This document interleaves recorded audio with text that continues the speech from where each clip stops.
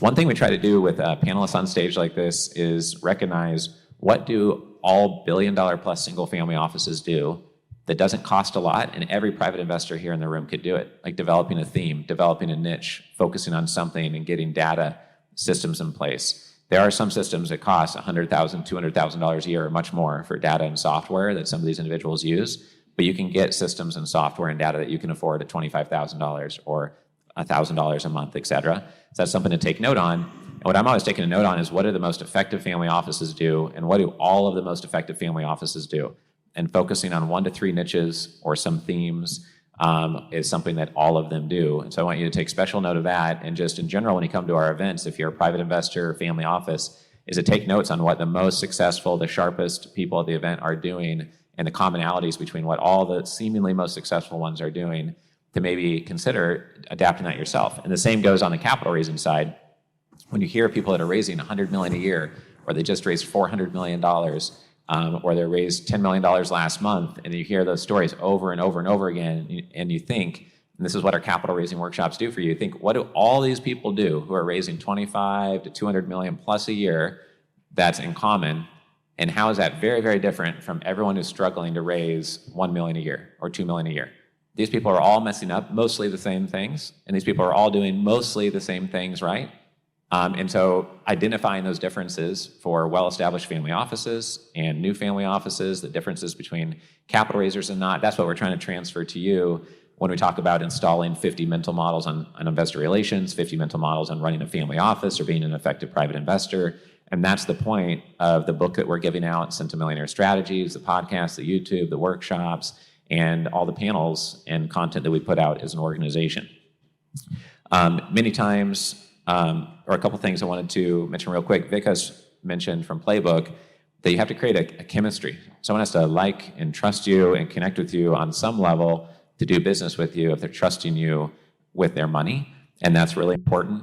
Sarah Blakely says she doesn't know why everybody is always so serious in business and never jokes around, never smiles, never laughs. And she tries to incorporate that into our business and became a billionaire while doing so.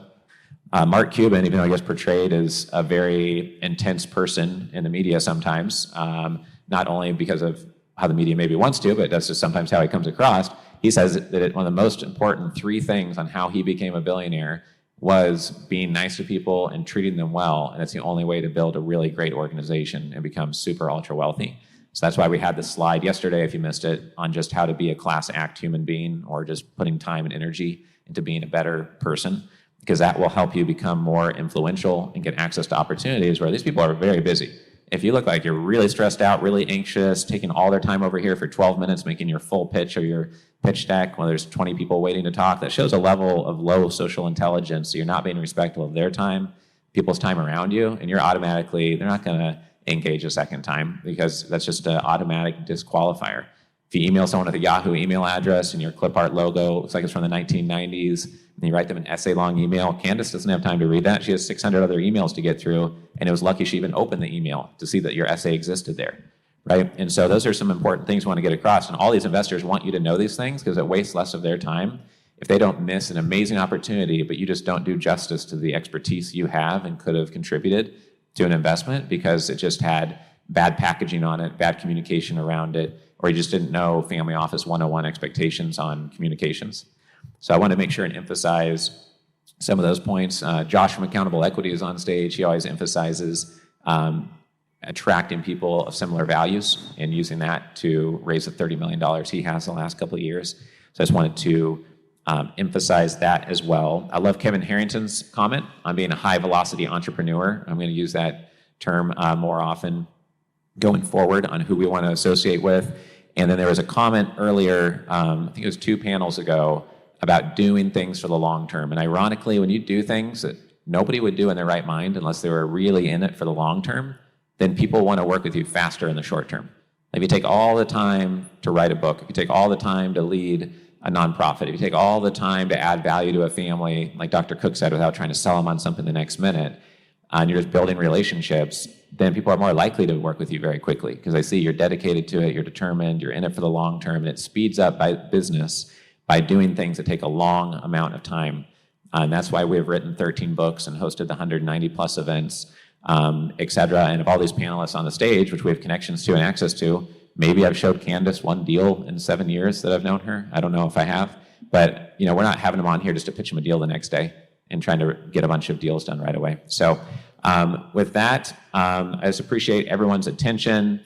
Don't forget that every quarter we have an Investor Club Summit in San Francisco, LA, New York, and South Florida. All those locations once a year. So 4 investor summits per year, a dozen workshops. We have the member portal, new member walkthroughs. If you're a new member, make sure you schedule that with Jennifer so you know what you paid for, because it's a lot more in addition to the live events coming in person or virtually. We appreciate everyone's attention. I know that 2.5 days of content is a brain full of content. You guys probably have a big stack of business cards. So I hope that the follow-up goes well with some of the people that you met here today. Appreciate everyone's attention, and I hope to see you at a workshop and an Investor Club Summit in person in Q1. So have a nice holidays, and thank you everyone for your time and attention here. Thank you.